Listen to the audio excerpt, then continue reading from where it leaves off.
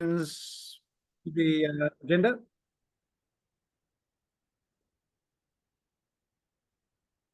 Sorry, am I coming through?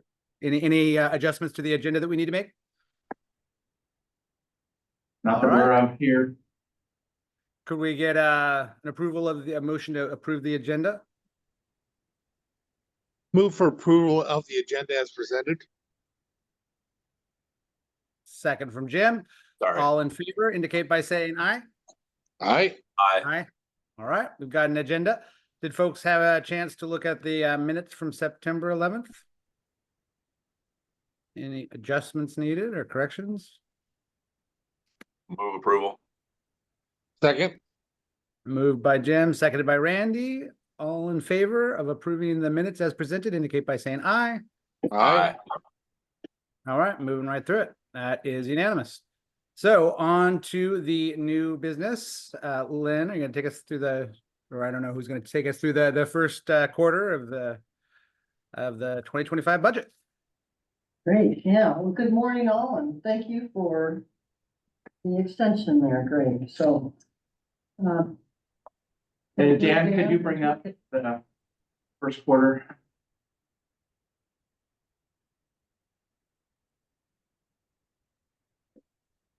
bigger, but I'm sure they can. Yeah, I'm sure. Yeah, Yeah, Dan's working on making it bigger, I'm sure.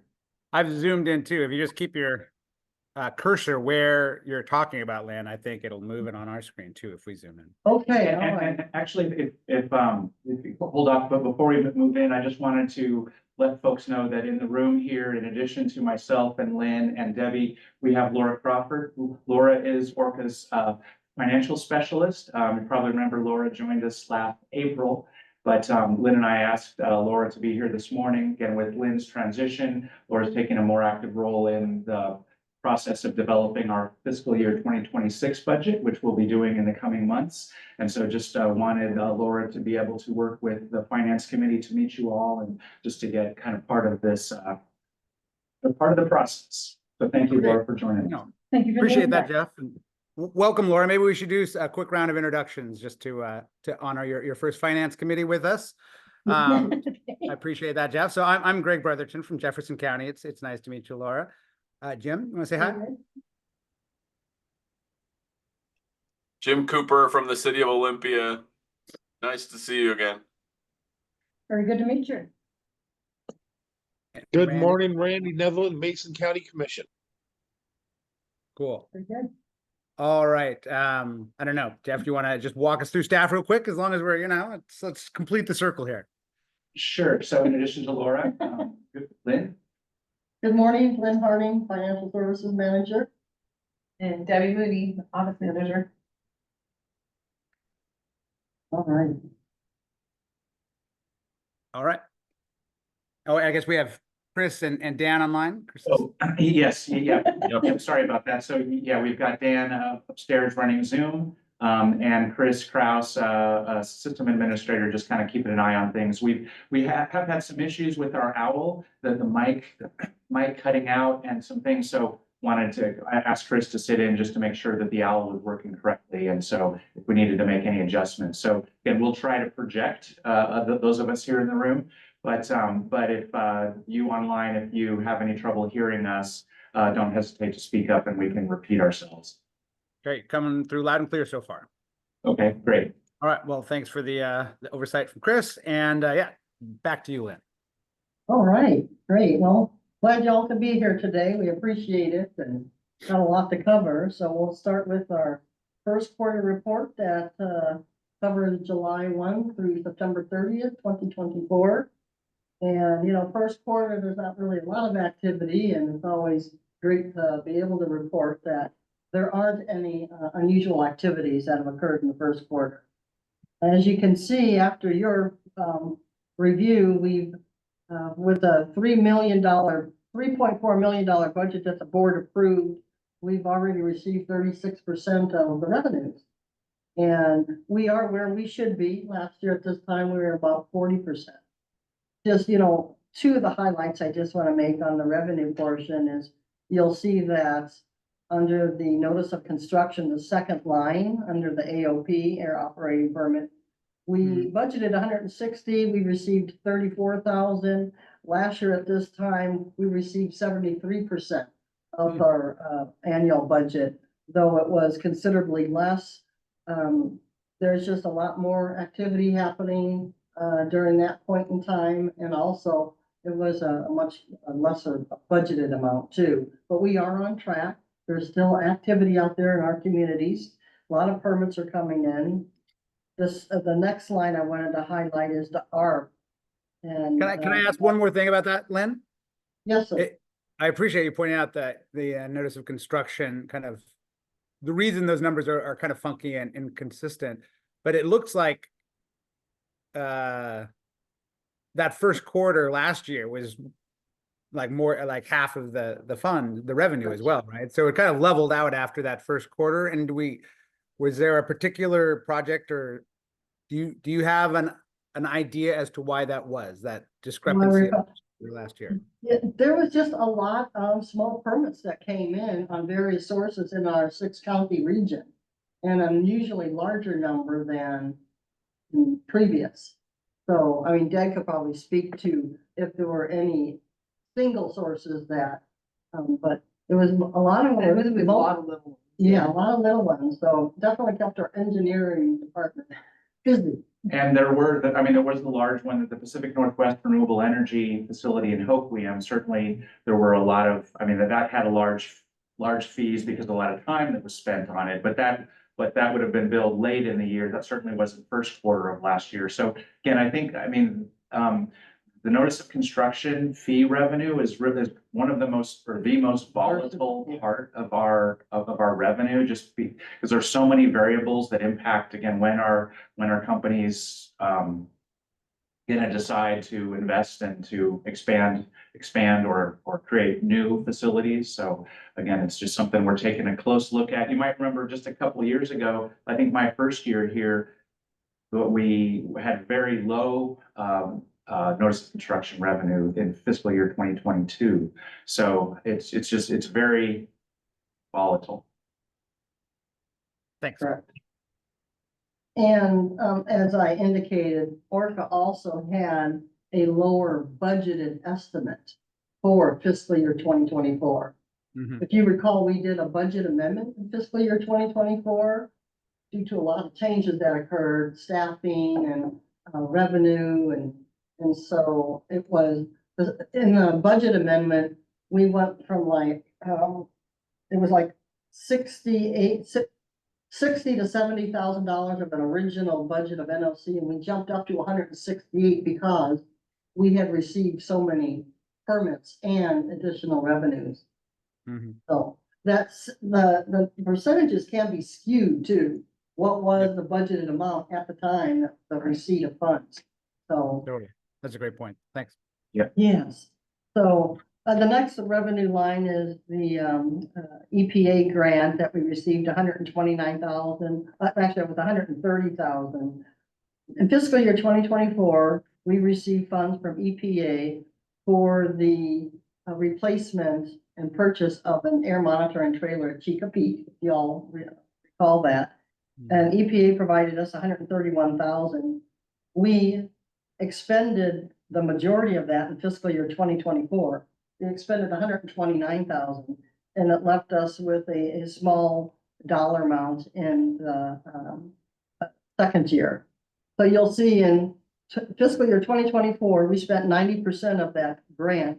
We don't have any of that grant in fiscal year 2025.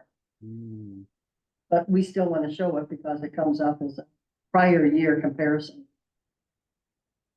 So as you can see, we've received 36% of our budgeted revenues, a little over $1 million out of a $3.4 million budget. Any questions before moving on to the expenditures?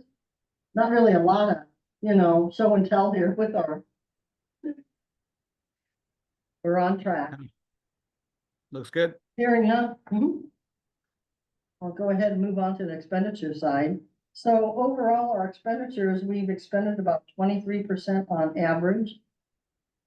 And as you all know, the payroll is the largest expense. We're at 84%. Again, we're on target 24%. Non-payroll, we're on target, 25% is the target, we're slightly under that, 22. For building and operations, we have not gone out for any improvements or leasehold improvements on this building. It's mostly been the minor maintenance that we have been maintaining with our HVAC systems, pest control, but we'll be looking at utilizing the leasehold improvement line soon. For the program operations, we are expended about 19%. Again, we're on target. We're on target with our wood smoke reduction. And, with our other grants that we received, it's just the timing, when the expense is gonna occur, so what time's right. So our expenditures are at 23%, where we should be. Any questions on our expenditures? Any additions, Jeff? No. All right, moving on to the second page, our fund balance. We started the year with $4.5 million, almost 4.6. And you'll see that the addition of the revenue of a little over $1 million, reflecting the expenditures of right under 800,000, leaving us with $4.8 million in our checking account with Thurston County Treasurers. You're all familiar with the fund balance allocations that the board has allocated for contingencies. They amount to 1.2 million. We have an unreserved contingency or unrestricted of 3.6 million. Lynn, Uh-huh. can Yes, you sir. just quickly remind me, are any of the contingencies that we have statutory, like they're required, like even our expense contingency? Yes, sir. Our Title V, we are required to have that. That is one of the only programs that is required to stand alone and keep a cumulative balance moving forward. Okay, thank you. I just couldn't remember. Yes, Appreciate it. sir. You bet.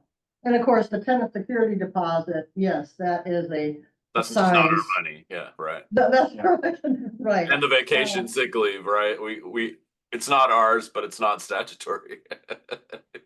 Correct. Actually, when we report to the state auditor's office on an annual basis, they actually require us to put that into the unrestricted. So that's their definition. But we can choose to pull it out like this and reflect it as we, because it is a liability to the agency if something happened. The new addition that has been added to the fund balance is the WA CARES premiums. Because that is an employee deduction, and because we don't pay it until later, we're still holding it. It's like a security deposit, as you well know. So we're holding that on behalf of the employees, which will pay which has already been paid to the state employment security department. So that's paid annually? That is paid on a quarterly basis. Quarterly basis. It's deducted from employees' monthly paychecks and paid to the state on a quarterly basis. And we all know that that will continue until further notice. All right, are there any questions, additions to the fund balance sheet? Looks great. Were you gonna mention, so one of the things that Lynn and I have been talking a little bit about and just wanted to let the committee know is that we plan on coming to you January, February with a budget amendment. There are a few things kind of in the works that will require budget amendment early next year. My guess is probably February, but we'll see. Lynn, you want to talk a little bit more about that? Yeah, so thanks, Jeff. So yeah, staff will be bringing a budget amendment to the board early next calendar year. Likely before, by February, March at the latest, I would think. And this is based on a new federal revenue that ORCAA will be receiving from EPA via Ecology. Ecology was the applicant, and it was an effort by a number of air agencies, including their needs, wishes. For us, we are replacing and purchasing an air monitoring trailer for our Lacey monitoring site. And this is exciting that we were asked to be part of the application. And it's from the EPA's Inflation Reduction Act, IRA funds, which a lot of cities have received in counties. And as I said, it's going to be passed through to Ecology and then on to ORCAA. they will reimburse ORCAA up to $80,000 for the purchase of a new trailer. The trailer that is currently at the site has been there since 1990s. It was built by ORCAA staff. A couple of It staff, was built yeah. by Robert Moody and other folks back in the Yeah. nineties, so it has seen its useful life, and yeah, so we're excited about upgrading the Lacey Mountain View site. That's one of our core sites. We've got a lot of instrumentation, a lot of work goes on there, so that's exciting to be able to bring that up to par. It really is. Great yeah, news. So, yeah, so, that, and as Jeff indicated, due to positions and staffing changes, that will also be part of that budget amendment. But those are the two primary reasons for the budget amendment.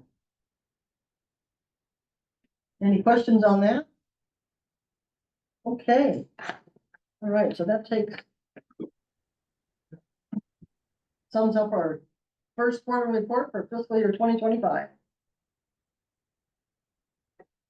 So should we ready to transition to the 3-year budget forecast? I think it's a natural segue. Yeah, let's look at the forecasting again. Okay, so before we jump into the details, let me just sort of set a little bit of context or remind the committee that this is something that we had talked about back in, I think, April, May of this year, as we were working on the budget for the current fiscal year. There were some requests to, well, let's look 3 years out, and let's make sure that that review also looks at 3 years back. And so, so we prepared this for the September meeting. We didn't get a chance to talk about it in much detail there, so we're bringing that back to the committee to walk through. Obviously, in putting together something like this, we have to make a series of assumptions about what are about things, for everything from consumer price indices. Well, what are we building in? And yeah, just a number of assumptions. And so a lot of those are detailed in the summary sheet that starts out.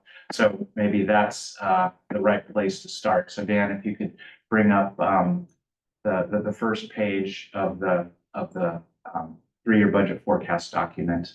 And just a summary, I mean, I think ORCAA is in a very good financial position. We've got, again, a comfortable amount of contingency funds, and of course, we want to be very careful in how we're using those funds, and we're managing to our revenues. And so, but anyway, so Lynn, why don't you kind of walk us through the summary sheet?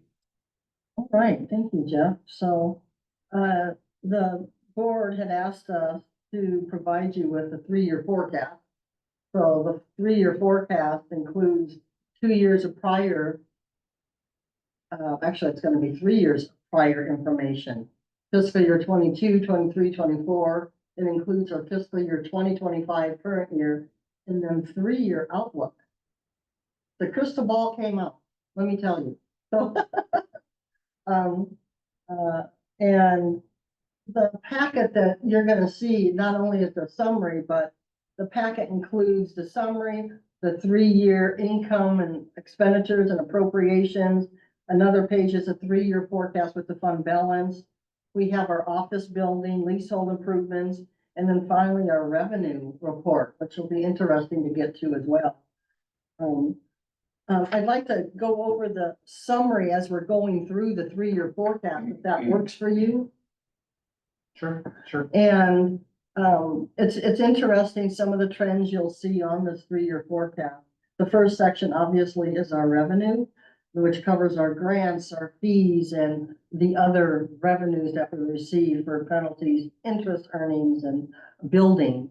And there isn't anything alarming in terms of a wide spread, with the exception of just a couple lines. And what we did for the revenue, we applied a 3% CPI for fiscal year 26, 27, and 28. And that was mostly applied to the fees, because the grants are pretty much appropriated and identified. So it makes it easier for budgeting. There are multi-year contracts that we have either with EPA, the majority of them are with ecology, and then we have a contract with FSEC.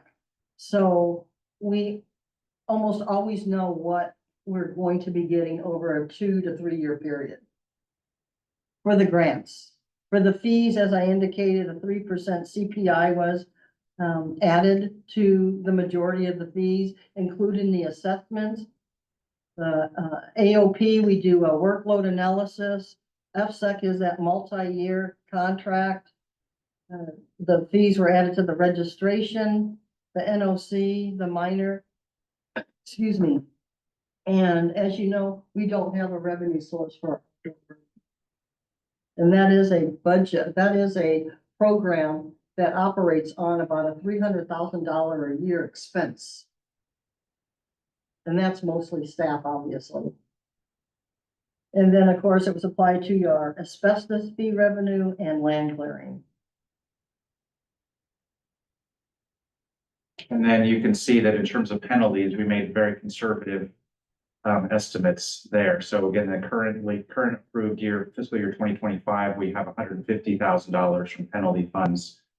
But then that 3 out years, we only booked $75,000 which is likely a low estimate. In a few minutes, when we look at the revenue from the past 10 years, we can show you what the penalty revenue has done over the past 10 plus years.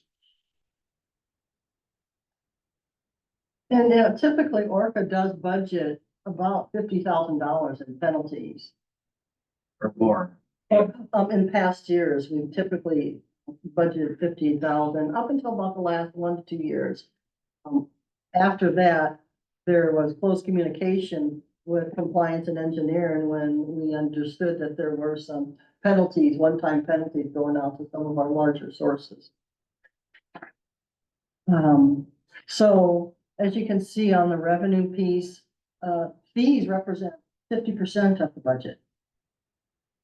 Assessments are about 20%. Rents are about 4%, and penalties average less than 3%. And again, there's no major increases or decreases in any of the agency program revenues. Looks like Jim has a question. Thanks. Yes, sorry, I can't see that. Yes, sir. Just a parking lot item. When we are looking at the budget for next cycle, can we sit with outdoor burning and look at revenue, which is 0 over expense, and maybe a little bit of an assessment of what other air agencies around the country might be doing in that space?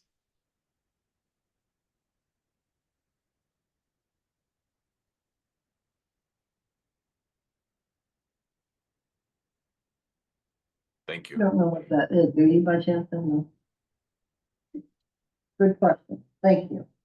We'll look into that. Yeah, for sure. Okay. So that really much takes our revenue, discusses our revenue. We'll move on to expenditures unless there's any additional questions. Looks great. Hearing none, okay. So for the expenditure side, as you well know, payroll is our largest expense of the agency. And it is averaging about 84%. And we have not anticipated any increase in FTEs as we go through the salaries and benefits.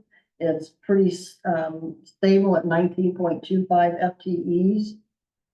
For projections for fiscal year 2026, 27, and 28, we did apply a 3% salary adjustment consistent with the revenue, and that's the CPI.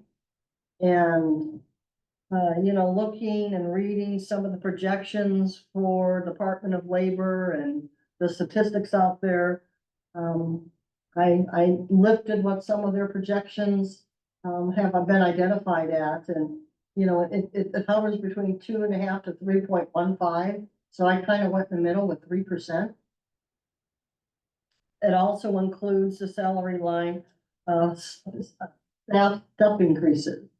As you recall, during the adoption of the salary survey, each step represents 3% between each step.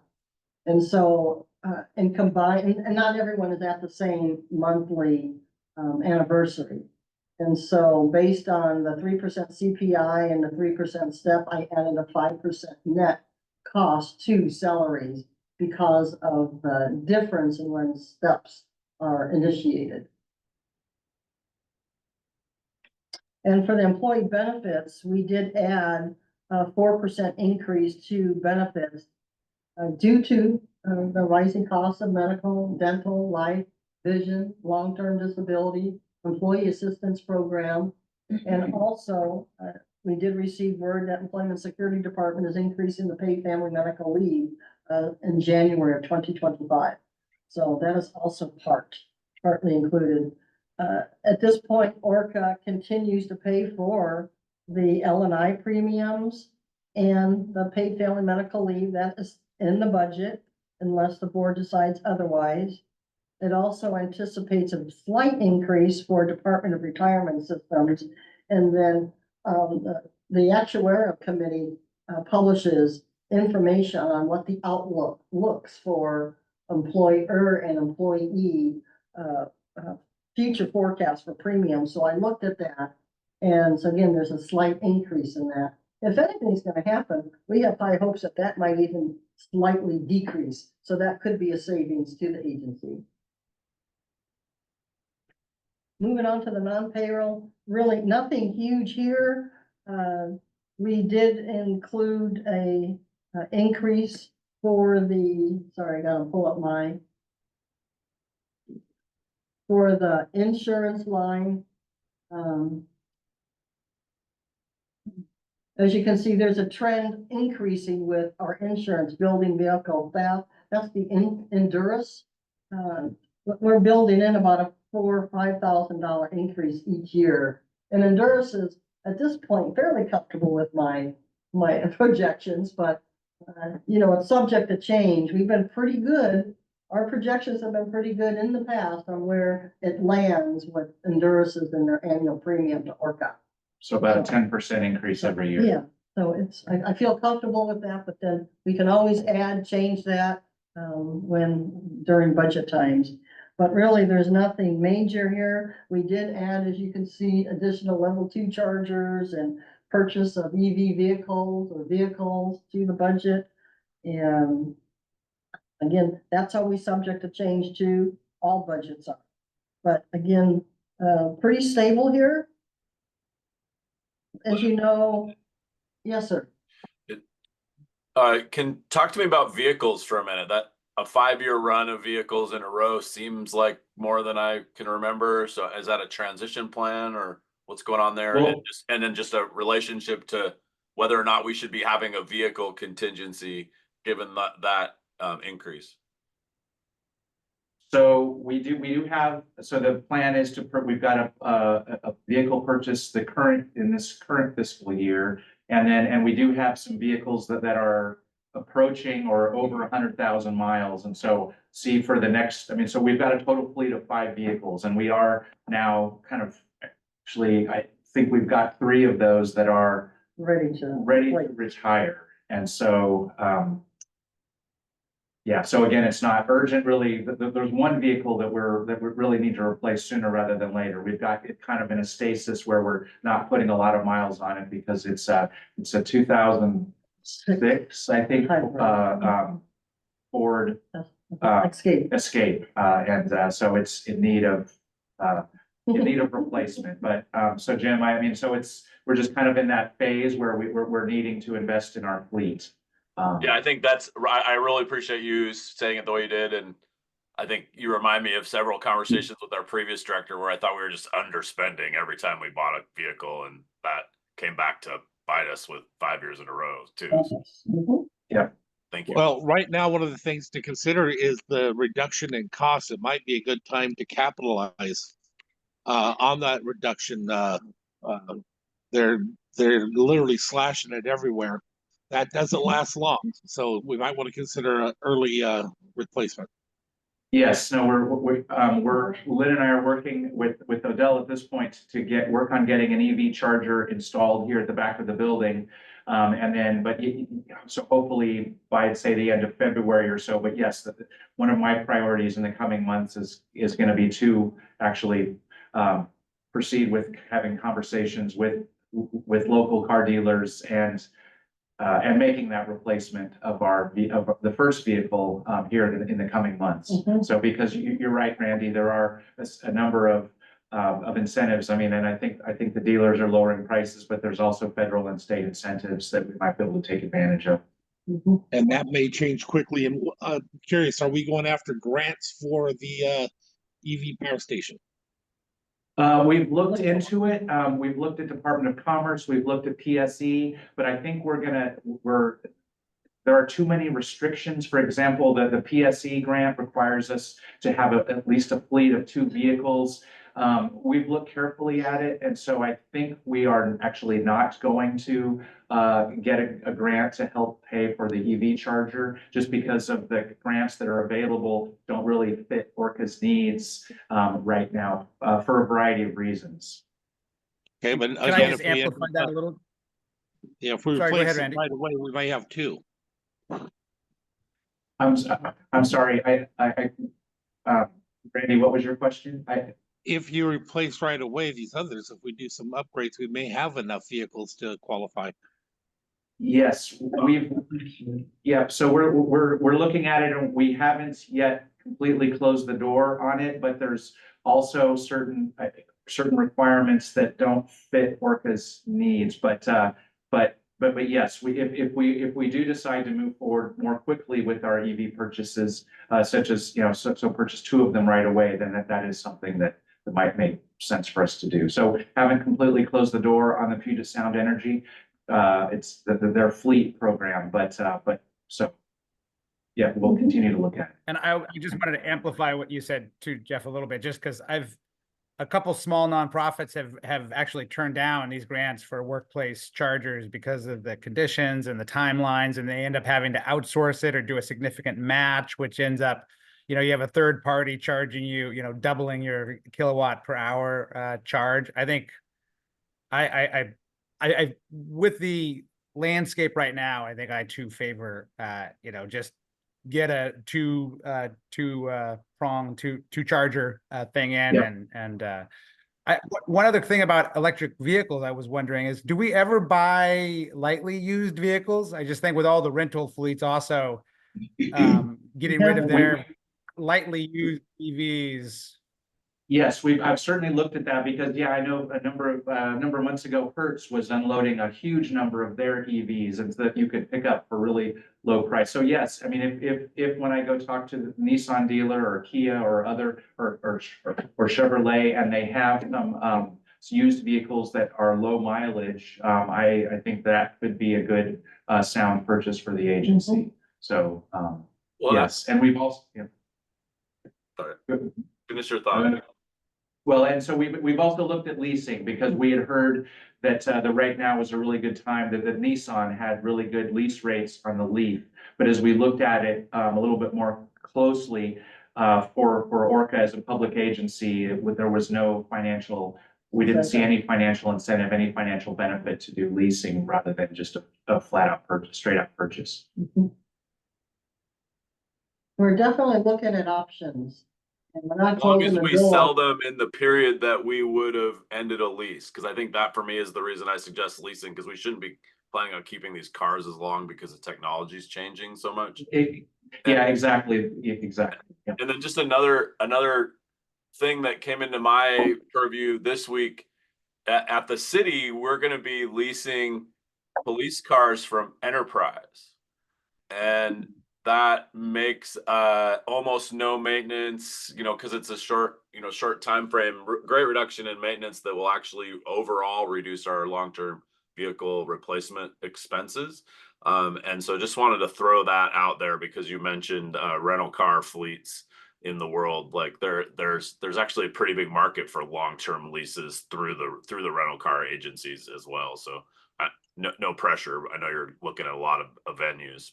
Well, I wonder if we could piggyback or do something like that together, because I'll assure you right now that it works.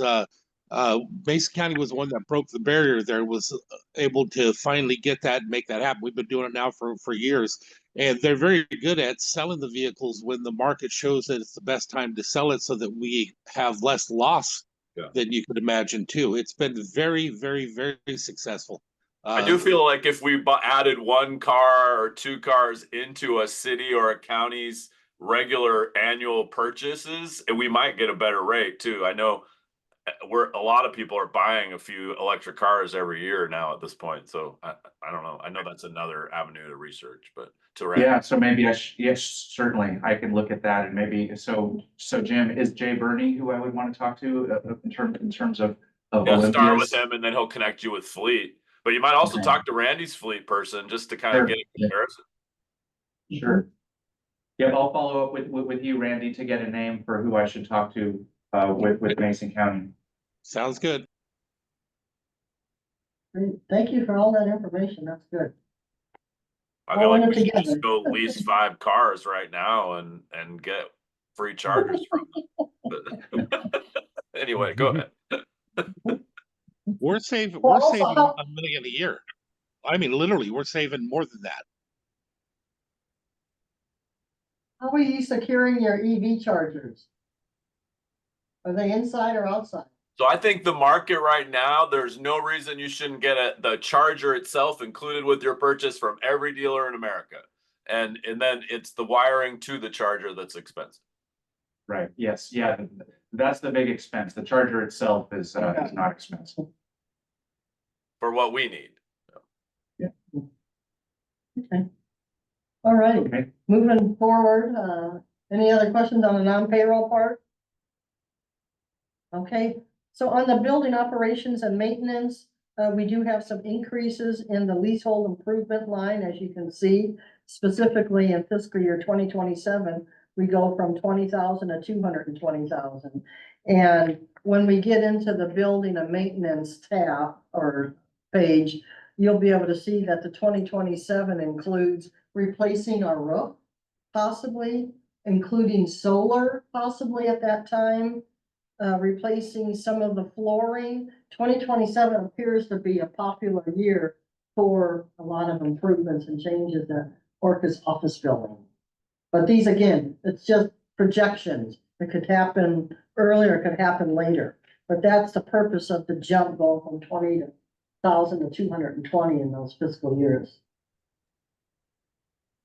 I guess Jeff, you wanna add anything? I have a question, or maybe just a comment, more of a question, really. I'm wondering if that kind of big capital expense, which while I do think that we, that almost seems like it belongs in a capital line. I don't know why. It just seems weird to, it's gonna throw off the numbers, but I don't know. I can't express my thoughts. I'm trying to just think about its value in the model, I guess. And it seems a little bit like it belongs in a different. Nah, never mind. I retract my statement. I'm just thinking through. No, it's good that you bring this up, for sure, Greg. And being on the cash basis of accounting too, we expense all of our expenditures. Unlike accrual basis that a lot of cities and towns, counties. So we're expensing these large capital expenditures in the year that we incur them. Right when you're doing them. Yeah, and you're doing So- this without doing it from the contingency, it looks like to me. At this point, correct. At this point, correct. Yes. Good, no, that's a good question, Greg. So I just noticed that the utility bill should go down by like a quarter in 2028 then. Well, fingers crossed, but UTC keeps agreeing and approving increases by our local utilities, so it's a give and take almost. The key will be charging those cars on the weekends during the day when the solar panels are generating. Like that's the like Yeah. the We won't time. sell it back to the grid, we'll keep it, yes, use it. Yeah, no, that's very good. I just got to throw in there that would be a great location for capital improvements for fines. Just got to say it. Yep, absolutely. Yes. Well, and I think like that actually, I mean, I think that's Greg's point, kind of, that he was trying to make, right? I'd like not to put words in your mouth, sir, but like that's why we built the contingency. So should we not overfund the contingency for the capital needs of the building and then run the budget out of the contingency and not put it on the budget like all of our organizations do with the capital budget every year, right? Like it kind of pulls it out separately and runs it out of that account for lack of. And we could alternatively do that, for sure. Pull it out and then during the budget approval process, transfer, it's a paper thing, transfer it into the budget from our contingency. So it's either in our budget here or it's the transfer from Yeah. our contingency fund to the budget.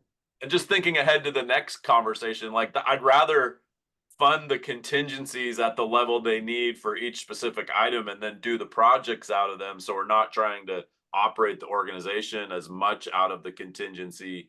And then that sort of makes us already, I mean, kind of like we already have been practicing what's in the memo that you wrote, like let's park them and use them out of the contingency fund. Yeah, that does certainly make a certain amount of sense. Oh, sure, and if we build that contingency, when we want to be specific, I mean, state auditors guidelines state you need to have your specific, your backup to support these contingency funds. Setting them up, and then what's the purpose of them, so you really want to be specific in the needs and the purpose of the dollars that you're setting aside here. Yeah, well, Go ahead, Jeff. well, we do already have an office building Yeah. fund, and so we could just said, okay, well, we're gonna move more of the funds into that, so that we're paying for things less so out of the general fund, but so paying for it out of the office contingency. Right. And then the practice would be to increase that contingency as we move up to the project year, and your Correct. contingency Yep. is just staying flat. You're not touching it. Right. Because we're taking it out of the annual budget, you're right. And then we It's just set a- whatever the 100K of that office building contingency is the floor, so that we have the emergency threshold or whatever that is. Right. Yes, there's definitely. Well said, options. Jim. Sorry, Sure. Craig. All right, good conversation here for sure. And moving on to our program operations, really there are same programs. We have our wood stove reduction program that we're continuing with ecology. We have our Chica Peak. We have our oversight that we are required to pass through back to ecology for the Title V oversight. And also in fiscal year 2026, you'll see that we started out adding $50,000 for that Lacey monitoring trailer. And that was the IRA grant I talked to you about earlier. It could be up to 80,000. They actually increase what they're making available to ORCAA for that monitoring trailer purchase for our Lacey monitoring site. And that's just a one-time thing. So, and of course, as Odell looks and finds grants, they'll be added to the budget. So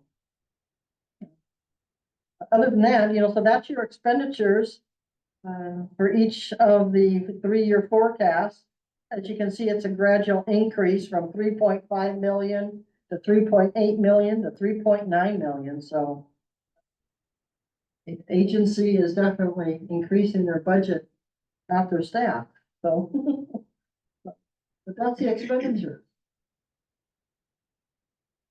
If we move This on is to the this is second. great, Lynn. Yes, thank you. Go If ahead. we move on to the second page, the fund balance, this is the true picture here. This shows you what we are planning on using for our the general fund balance, reserved or undesignated funds to balance the budget. In our current year, we budgeted 424,690. And that's basically the center column, fiscal year 2025. So we budgeted 424,690. And as you can see the contingency funds that we've established and slightly increased for the database more specifically. That's pretty much the only one that was increased in fiscal year 2025. But when you get to fiscal year 2026, 27, and 28, the general fund contingency expense increases based on agency expenses. And then the admin reserve used to balance the budget is definitely increasing. That's because our revenues have not seen a drastic increase. It's the fees have seen an increase. That's the 3% modest CPI that we added. Can I ask you a question about that, Lynn? Because my mind just went back. So on fee revenue in your projection, do you include a wholesale recalibration from a fee study, or is it just sort of the normal increase we've been doing, knowing that we need to do that in this horizon? It's the normal it's the normal application, but we also have talked to staff about conducting a workload analysis of all these fee programs and getting to a point where we need to be more self-sustaining. They need to support themselves. Jeff, would you like to add? Yeah, so we are working on that, particularly because, yeah, we are doing a deeper dive into all of our fee programs, to ensure that they are, to the fullest extent possible, paying for themselves. The program that's most out of whack at this point is our new source review program. That's definitely bringing in less than 50% of what it takes to operate the program. And so Mike and Jennifer are starting to take a look at that. So I'm hoping that maybe in spring of next year, we'll bring some initial findings, maybe some recommendations to you about what we might do. But Jim, to your question, is this budget projection just assumes kind of the flat, the 3% fee increase, but not the deeper dive and the more the more detailed adjustments that we believe we need to make. Or for instance, you suggested looking at how are other agencies paying for their outdoor birding work. Of course, it doesn't include any potential revenue that might come in there. Okay. Yeah, that's really helpful, I think, because that's a big project that will impact this picture quite a bit. Absolutely. And be a lot like the salary surveys we've done, where it might take a couple of years. Like, if we're 20% behind, and I'm just making that up, we're not going to go and, do a 20% cost increase. We're going to have to build a plan into the budget that will kind of work for us and our partner agencies, right? Right. And I just want to add that, of course, while we're looking at fees, we're also looking at agency efficiencies. I mean, are there things that we can do to reduce the staff time of issuing some of these permits? Or the things that we could do in rule, say, moving more toward permit by rule in for things that are where our permits are more cookie cutter. Look, as long as you are installing this kind of equipment and operate it in this particular way, that wouldn't necessarily require notice of construction permit. So we want to look at all of those kinds of things to see how we can reduce the costs. Cool. Yeah, this just sets my mind at ease about this picture. Like, we've been very close to this end game, actually under this end game a couple times in the out years, and it just feels like it's a great place to be in as an organization. We've been really prudent, and while we've made some ongoing expense increases, they really feel like they can be done within the power and resources of what the agency has at its fingertips. So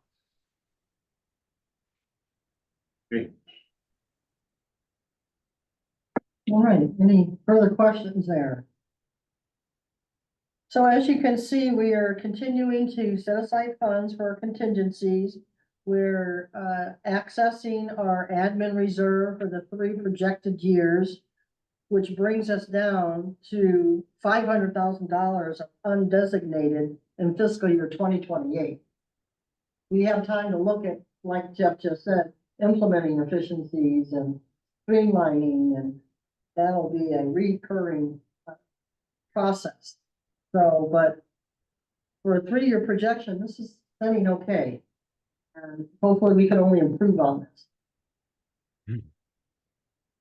Jeff, anything else? Yeah, no, I think that sounds good. I'm just looking at the time. Okay, So, yep. So, there We got is 15. attached. No, sorry, Len, I didn't mean to cut you off. But, the 2 I was, pages, go ahead. your turn. Oh, yeah, sorry, bad flow, Zoom flow. I was just also taking the time. We want to make sure we have time for that contingency conversation. So, and then I have 1 or 2 comments when we're done with this, but why don't you finish up and we'll ask our final questions here before we move on. Yeah, I was just gonna wrap up that there is the leasehold improvement and maintenance page that is there for your review. It takes you through each of the 3 forecasted years by color, what's included. Again, it's subject to change, and the last page is the revenue sheet that Jeff previously talked about. It includes a 10-year look back on all of our revenue sources, which should be a beneficial tool for you to look. You'll see that near the bottom where it says fine or where the. Actually, it says penalty and settlement funds. Yes. You'll see the history. Again, it very much fluctuates, right? But a lot of the other, I mean, it's CPI, it's increase in our, needs and revenues and fees that you'll see a lot of the fees and the grants. The grants are fairly steady as well. Yep, and that's an issue, yeah, of course, so our core grants, Yeah. basically, I mean, there's been some fluctuation, but overall, they have not significantly increased in over 10 years. And so, I mean, again, there's been a few bumps here and there, but overall, the amount of that our core grants from EPA and from the state are paying for a smaller and smaller percentage of the work that we do because of course, our expenses have gone up, but those funds essentially have not, that they've remained steady. A good tool to look at and evaluate for sure. But unless there's any questions on any of this, any additions you'd like to make, or happy to move on to last. Well, I don't know, comments or questions, over, I guess, the whole body of work. Let's like, I think it reflects a huge amount of work. Jim put in the text and the chat that great extra detail about the leasehold improvements that really kind of mitigate some of my concerns about some of the downward trends that are really understood if you look at the capital investments. The one thing I would say, and I don't want to spend too much time, I know how much time has already gone into this, a few tables I think would just with this data would really illustrate the trends well. I always find with these 5-year projections, I'm happy to do it too if it's a burden, but just to kind of show the trend line of revenue to expenditures and some of these. Just to kind of, it's an easy narrative to draw out of these when sometimes it took us 30 minutes to walk through it, but I think you can capture the same thing for the full board. Understood, yes. Good suggestion. Other thoughts before we move on? A nod from Jim. I really like that idea. Like just a couple of lines would make a simple presentation for the full board and the community if anyone decided they wanted to care. Just on a little bit of a side note, another reason why I've been pushing for the idea of taking the fines and stuff like that and doing it separate. We're going to continue to get tighter and tighter and tighter, and eventually we're going to be majorly adjusting for budget according to fines from what we have, where that could stay to cover anything that we need, any one-time expenditures without bow waves.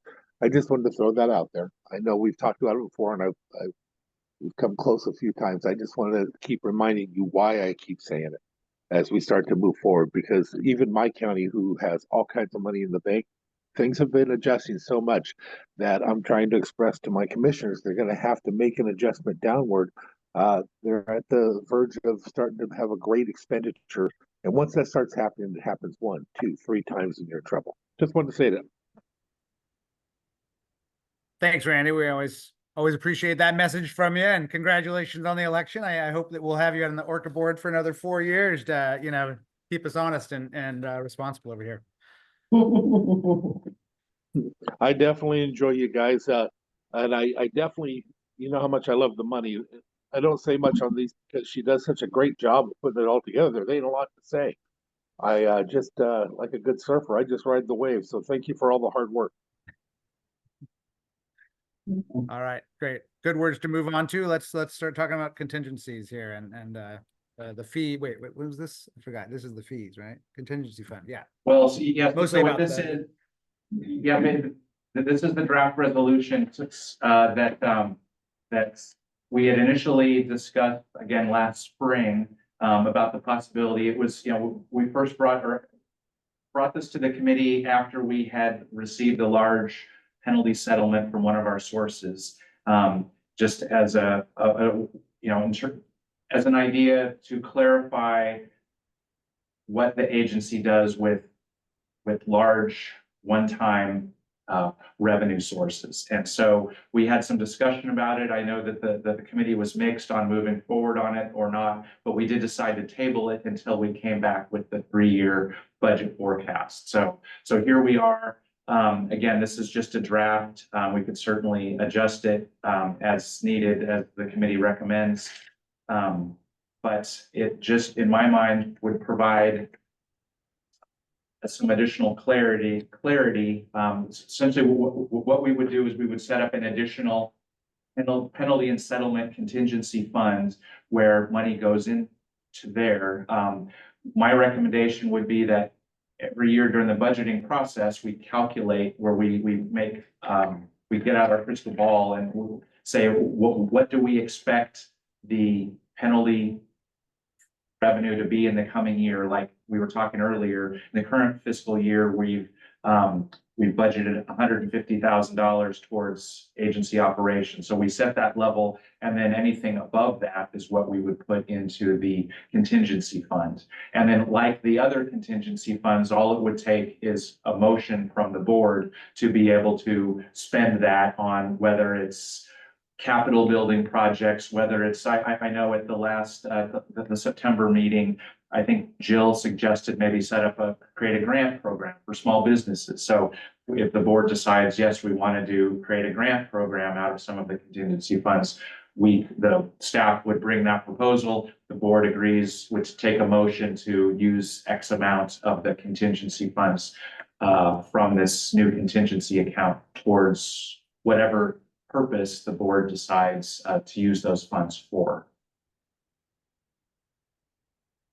Can I ask one question on this, and then we can have a little conversation? We've talked about it before, so I think we all understand the idea that we're talking about here. This would, any fees, I mean, how much does it take to operate the penalties and all that? I mean, because that costs money as well, too. Is there any carve out for administration here? It looks like it all goes into the contingency fund.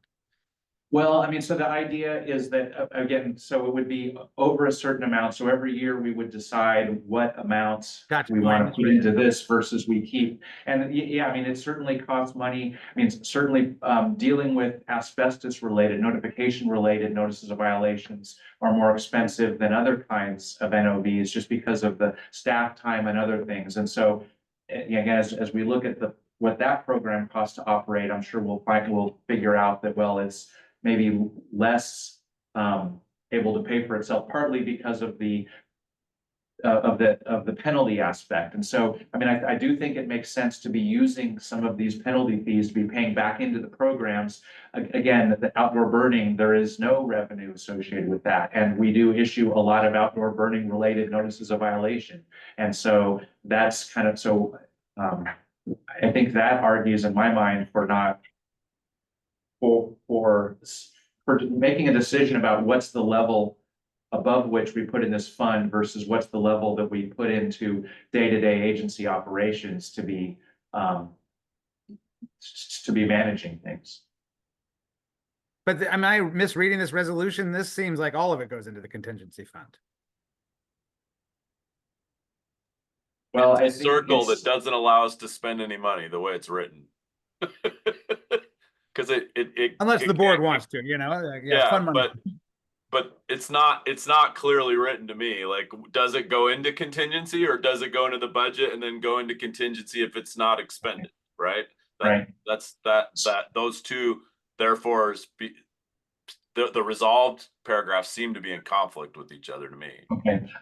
So the first resolve says that ORCAA shall receipt into the contingency fund penalties or settlements as included in the annual budget and consistent with the mission and strategic plan.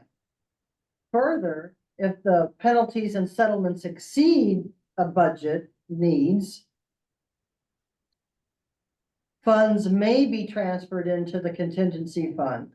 So I guess a little bit more, yeah, I sort of see it, reading it out loud again. Which happens first, right? Like that's, I think yeah.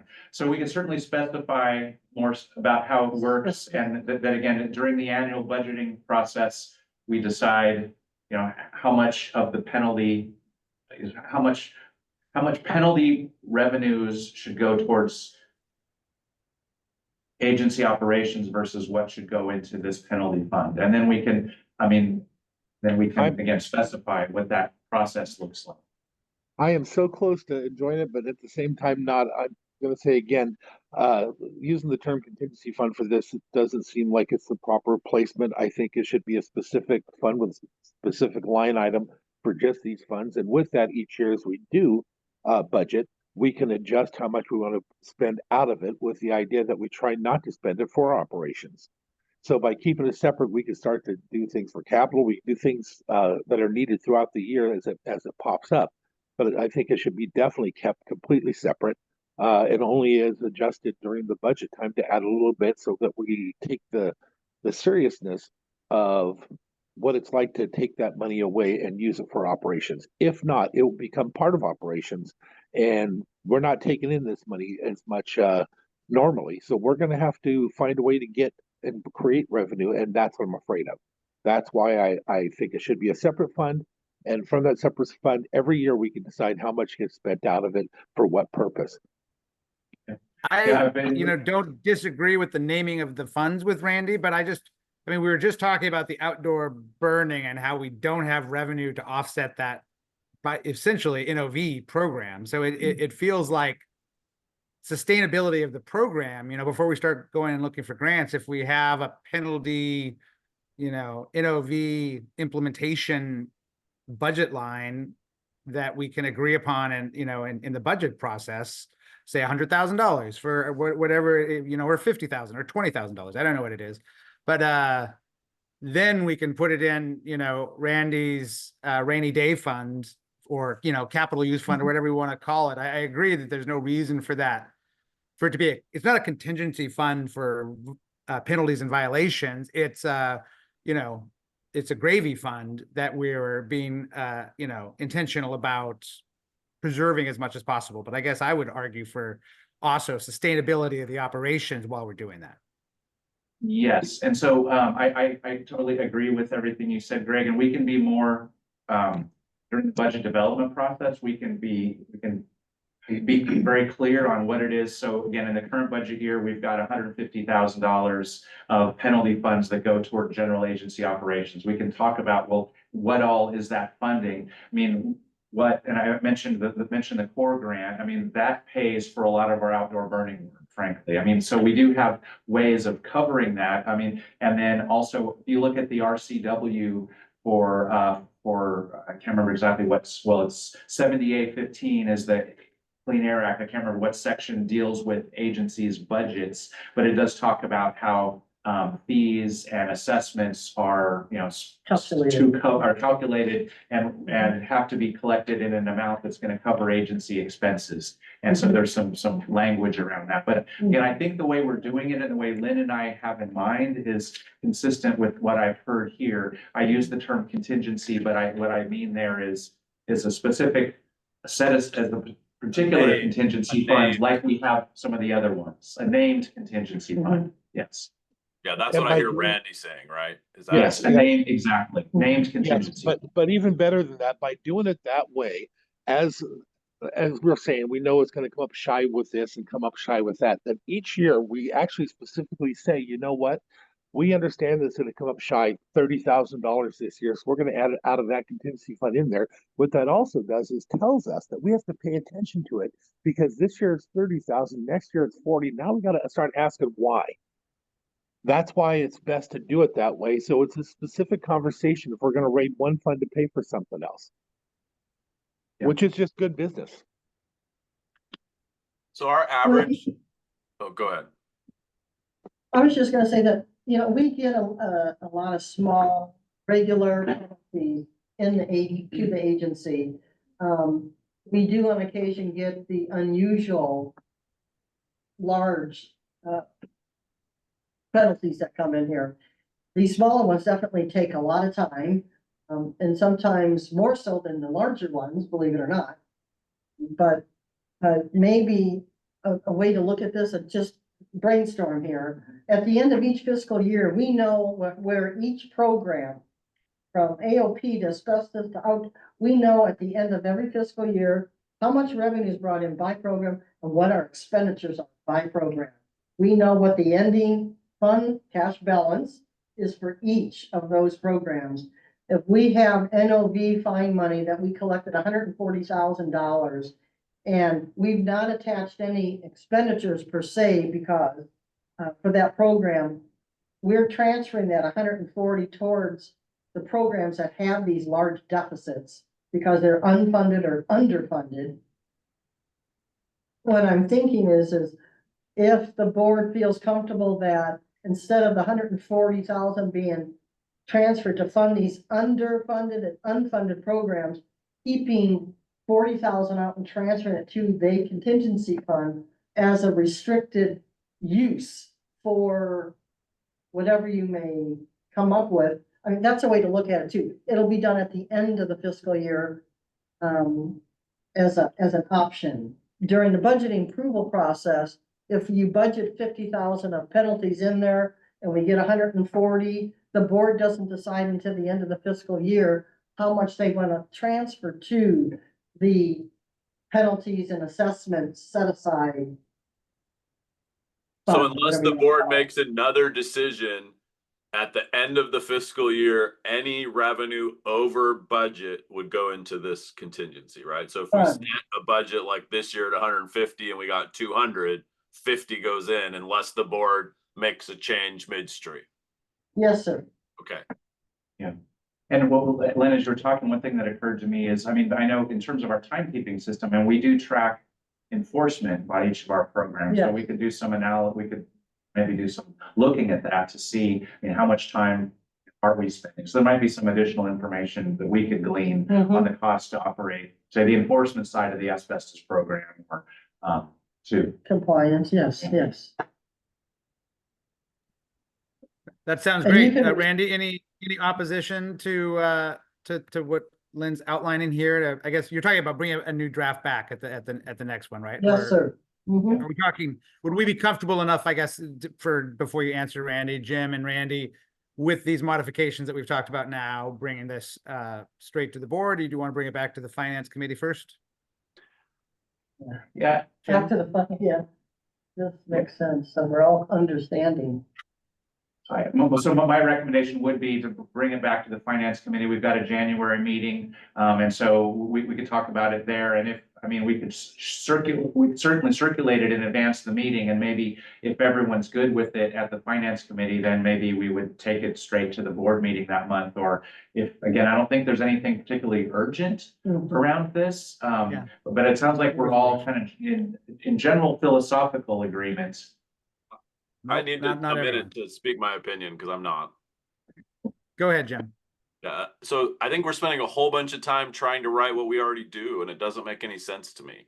So this is what we do every single year with the budget. And we have the revenue, the cash above reserve that is our contingency that can be used for strategic enhancements of the organization by the board. And so I'm not gonna fight this at all. Like if you guys want to move it forward, it's fine. But you're just adding a layer of accounting that's not necessary, in my opinion. And I'll come to the board with that minority report. And as for myself, Fair, I think Randy? yes, I do think hold on. Yeah, I think this is the right direction. There's an old expression that good fences make for good neighbors. Well, good policy makes for good fences. By doing this, We it'll have give all us of these sorry, I'm not going to argue with you. Go ahead, sir. Yeah.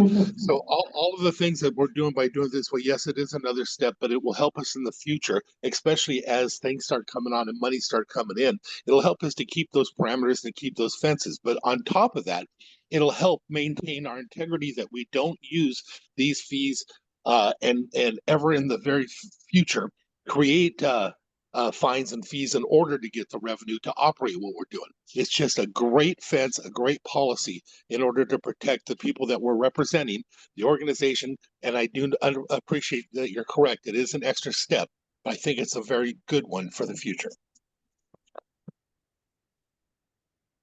All right. Well, we don't have time to dicker on this, but we will. All right. One little dicker, Jim. I want to add one thing that just is that it's not. Sorry, I totally lost my train of thought because you said no dickering. But say your last line, Randy, because I think I want to make sure I connect this. First of all, I was going to say what you were going to say was brilliant. Right. Absolutely. No, what I was just talking about was good fences, good policy. By setting Okay, up this thank way, you. it'll guarantee that we don't use monies in the future. We don't create fine situations in order to use monies to operate. We will keep track of it better and keep a distance safety for our communities and so on and so forth. Thank you. Does I that appreciate trigger? that reminder, Randy. It's so we can't bind a future board at all. It doesn't guarantee anything, and it's solving for a problem that does not exist. Like we don't operate, or nor will our government body ever operate the way that you're implying, Randy. And I take a big issue with that. I feel like I've spent 13 years working on the finances of this organization, and every single time I've been impressed because there's no chance of what you're talking about happening because people get thrown out and organizations correct because there's a body in charge and no one person. And so I don't know. I'm offended by the implications here, but I get it why people might come up with this idea, and it just seems like an overburden to me. So I And won't dicker any- no, it's funny that you would say that because you're of all people I don't have that worry with. I honestly don't. But the one thing I do know is just what you said. Things change. You will not always be here. I will not always be here. Things change and people change. When I first came in, I remember what I thought it was going to be, and it turned out not to be like that. But could it be? Heck yeah. I serve on so many boards, I can tell you with a small change that all changes and everybody starts going for the fine. That's what I'm trying to avoid. By doing this, it just sets up a protection for the future. It's not meant to be an offense to you. If anything, it's the opposite. It's the idea that you may not always be there, and neither will I. All right, let me go, and then Jeff can go, and then we got to just talk last thoughts and break so people can have 10 minutes. I appreciate that you guys are in very different positions. I believe and I care less about this than either of you pretty clearly, and I do agree with Jim that it is an additional step, and that we do in our practice since I've been on this board too. It is just an extra step.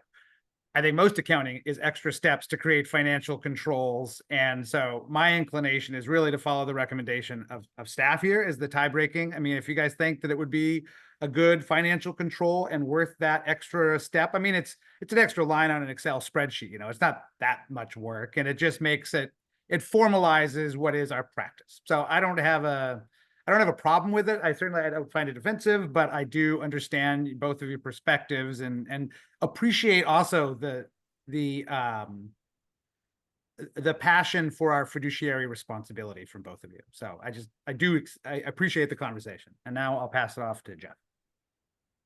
Thanks, Greg. I understand in both positions. I mean, I do see this. So Jim, I agree with you. This largely, I mean, we are currently doing this in our current budget process, but I don't see it as a big burden. And I guess my recommendation would be to create an additional named contingency fund just to make it easier to track. And so it makes it, I think, more transparent with exactly what we're doing with our penalty funds. I don't see it as a big additional burden. And again, all it will take is a motion from the board to spend money as the board sees fit. So, and as Greg, as you mentioned, it's an additional line on a spreadsheet. And so I don't see it as a big additional burden, and but it will, I think, allow us to be a little more transparent with how we're using our penalty funds. So then can we move it Okay. in the 3-year plan so we can see what it really does, because it tanks us. So I'm not. So show me the 3-year plan with that contingency created, please, because it puts it at negative. So if you create that contingency right now with the remaining money from last year that's not budgeted, the cash above reserve goes negative in 3 years. That's correct. Yeah, that is correct. And can I just say a few words, because I know, I appreciate all the input. This is That's not a good. pushback. I'm just wanting that paperwork to be part of this package. That's not a, I see the writing on the wall, but I want it to be transparent. Mm-hmm. Right, basically it'd be on the fund balance, page 2, the fund balance would show a new fund settlement penalty with 1.9 million. It would make a lot of deficits apparent. And I just wanted the input is great, it's valuable. I really think it's important that the agency at least establish guidelines. Maybe not a resolution, but they establish guidelines for unusual penalties that are received one time over a certain dollar amount, maybe as a suggestion. But well, I guess I'd like consideration by the board that we have unfunded and underfunded mandated programs here. Monitoring is unfunded here with exception of a PM 2.5 contract that we get for 17,000 a year. And then of course our Chica Peak is for, but other than that, we don't have a monitoring source of income specifically for monitoring. We also don't have the outdoor burning. That is a 300,000 plus program a year that we're regulating and administering without source of revenue. If we didn't have our core program, it'd be $300,000 in the hole every year. And that dollar amount's only gonna go up as our population grows and expenses grow. And I guess I'm just highlighting some of the things that's gonna impact. The administrative burden is minor, adding another line. I guess food for thought is we do have unfunded programs that are not relying on the NOV program by any means. It's relying on that unrestricted fund balance. That's what's covering us. So this will force us to have those conversations because it'll be that obvious. That's a wonderful thing, All right, because we let's should have a conversation. We're gonna get the last word to Lynn here, just so we can get out of here. We could keep going on I am this, so sorry. I know. I'm so And sorry, we're- but No, looking no, it's all at right, Lynn. No, everyone's had their say. You get yours too. all of our programs need to be seriously reviewed and analyzed, that Jeff had indicated that Mike and Jen will be pursuing over the next period of time. How can we get to that level? Because as you indicated earlier on, Jim, we don't want to increase fees 20%. We need to be doing this gradually and to support the true ongoing efforts of staff that are not increasing the FTEs here. We have a good running administration here and we want to keep that steady. And anyhow, sorry, thanks for listening. Just need to get those. Yeah, no, that's Thanks. great comments. And do please take, Jim's note that as we talk about this in January, let's make sure that we understand what it would do to this 3-year forecast. I think that's important. Okay, great. So I'm gonna just report back on the first quarter a little bit, as I heard from Lynn. I know she'll go into more detail, and then I'll talk a little bit about the first quarter or second quarter appropriation. The forecasting, did the board get the forecasting documents? No, Yeah, the whole No. board did? no. Oh, are we ready No, to? No, because we want to, okay. I'll talk about our conversation, but I won't, go into too much detail yet. I mean, they certainly have access to it. They've got access to all the materials, but it wasn't linked specifically from the board pack. It wasn't linked to the board agenda. I think what was linked to the board agenda was the first quarter financials. Okay, great.